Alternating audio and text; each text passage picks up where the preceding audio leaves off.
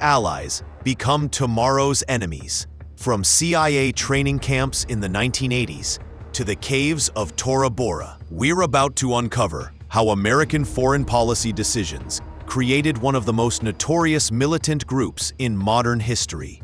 But the story begins not with religious extremism, but with Cold War chess moves that would reshape an entire region. The Cold War Foundation, 1979 to 1989. December 1979. Soviet tanks rolled into Afghanistan, marking the beginning of what would become the Soviet Union's Vietnam. But thousands of miles away, in Washington, this crisis presented an opportunity.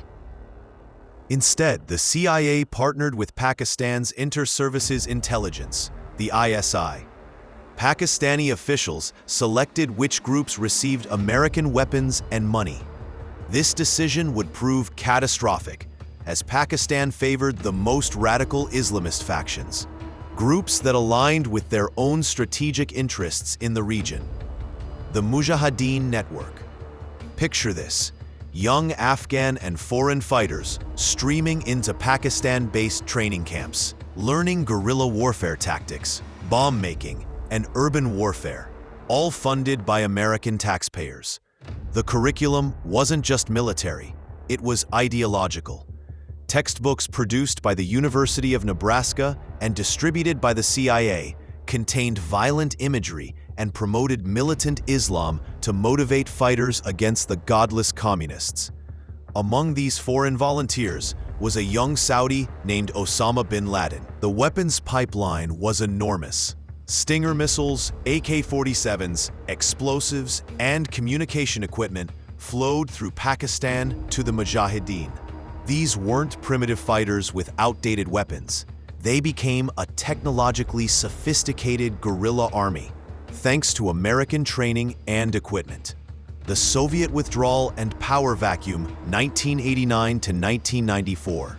When the Soviets finally withdrew in 1989, Afghanistan didn't celebrate liberation, it descended into civil war. The Mujahideen factions that had united against the Soviets now turned on each other in a brutal struggle for control. Kabul was reduced to rubble as different warlords fought for territory. This is where America made its second critical mistake: abandonment. Having achieved their Cold War objective of bleeding the Soviet Union, American interest in Afghanistan evaporated overnight. The weapons remained, the trained fighters remained, but the stabilizing influence disappeared. The Taliban emerges, 1994. From this chaos emerged a new force in 1994, the Taliban, meaning students in Pashto. Their origin story is crucial to understanding their later relationship with international terrorism. The core leadership consisted of former Mujahideen fighters who had been trained and equipped during the anti-Soviet campaign. Mullah Omar, the Taliban's founder, was himself a former Mujahideen commander who had received weapons and training through the American-Pakistani pipeline. Many Taliban leaders had attended Pakistani madrasas that were part of the same network that had supported the anti-Soviet resistance. The Taliban's rapid military success wasn't accidental. They possessed advanced weaponry, including vehicles, artillery, and ammunition left over from the CIA operation. More importantly, they retained the military expertise gained from years of American-funded training. The al-Qaeda connection. Here's where the story takes its most tragic turn. In 1996, Osama bin Laden returned to Afghanistan, welcomed by his old Mujahideen associates, who now controlled the Taliban government. The networks established during the anti-Soviet campaign provided the perfect infrastructure for international terrorism. Training camps that had once prepared fighters to battle Soviet forces were repurposed to train terrorists for attacks worldwide. The same remote locations, the same weapons caches, the same financial networks, all originally established with American support, now served al-Qaeda's global jihad.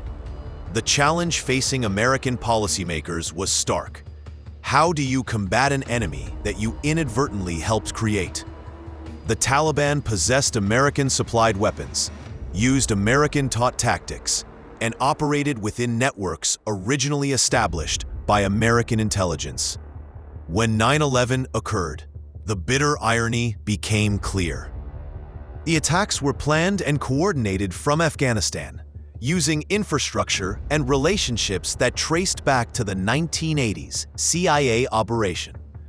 America faced the nightmare scenario of fighting an enemy equipped with its own weapons and trained in its own tactics. The transformation from anti-Soviet resistance to international terrorism didn't happen overnight. It evolved through several critical phases. First, the ideological foundation. The textbooks and training materials used in the 1980s emphasized religious warfare and portrayed conflicts in stark, militant terms. This ideological framework remained after the Soviet withdrawal. Second, the organizational structure. The loose network of fighters, commanders, and support systems created during Operation Cyclone provided the template for later terrorist organizations. Cell structures, communication methods, and recruitment techniques all originated from this period. The key moment came on September 11, 2001. As Americans watched the Twin Towers collapse, few realized they were witnessing the culmination of foreign policy decisions made 20 years earlier. The hijackers had trained in al-Qaeda camps in Taliban-controlled Afghanistan, using infrastructure and networks originally established with American support. President Bush's ultimatum to the Taliban, surrender Osama bin Laden or face military action, represented America confronting its own Cold War legacy. The Taliban's refusal led to Operation Enduring Freedom, beginning a 20-year conflict that would cost thousands of lives and trillions of dollars. The rise of the Taliban represents one of history's most consequential examples of blowback, the unintended consequences of covert operations. What began as a Cold War strategy to weaken the Soviet Union created the conditions for international terrorism and decades of regional instability. Understanding this history doesn't diminish the threat posed by the Taliban or excuse their actions. Rather, it illustrates how foreign policy decisions create ripple effects that can last for generations. The young Mujahideen fighter receiving CIA weapons training in 1985 could easily become the Taliban commander harboring terrorists in 2001. This cycle continues today. Current military interventions and proxy support operations may be creating tomorrow's adversaries, just as Operation Cyclone inadvertently created the conditions for 9/11. The consequences of America's Cold War policies still shape global security today. Click the next video to see how this same pattern repeated in Iraq, Libya, and Syria, because those who